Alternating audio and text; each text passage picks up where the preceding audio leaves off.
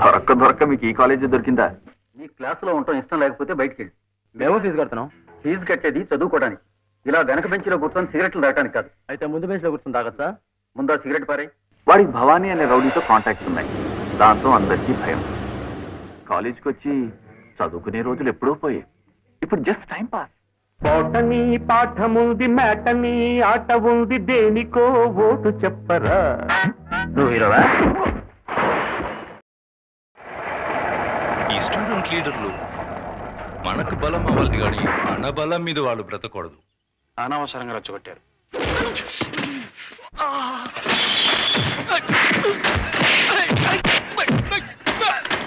కొట్టడానికి వచ్చినప్పుడు చెంప చూపించడానికి నేను గాంధీ అంత గొప్పవాడిని మాత్రం కాదు.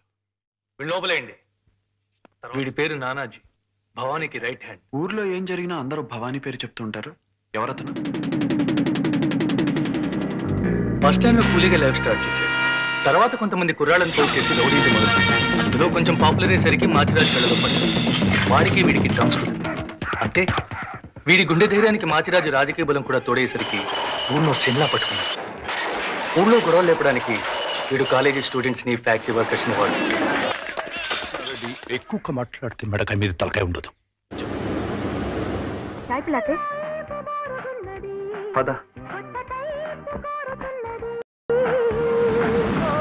బచ్చాగాళ్ళ మీద చూపించమని భవానీ గాడి దాదాగిరి. ఇక నుంచి నువ్వు గాని వాడు గాని కాలేజ్ వైపు వచ్చారు, కాళ్ళు చేతులు కావు, చాలా తీళ్ళెగిసిపోతాయి.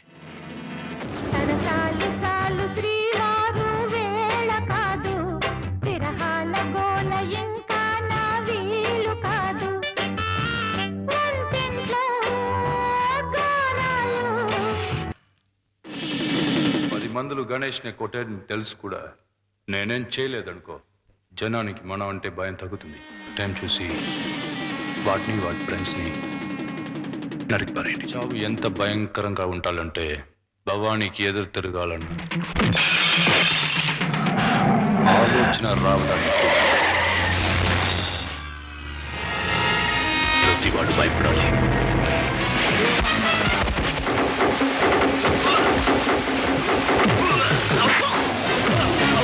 భవానీ మా తాలూకా అని తెలిసి కూడా వాడి మనుషుల్ని కొట్టావు. 2 లారీలు జనాలు తీసుకెళ్లి నరికేయండి. శివాన్ చంపడం అంత ఈజీ కాదు. శివ శివ శివ శివ శివ శివ ఎవడే శివ?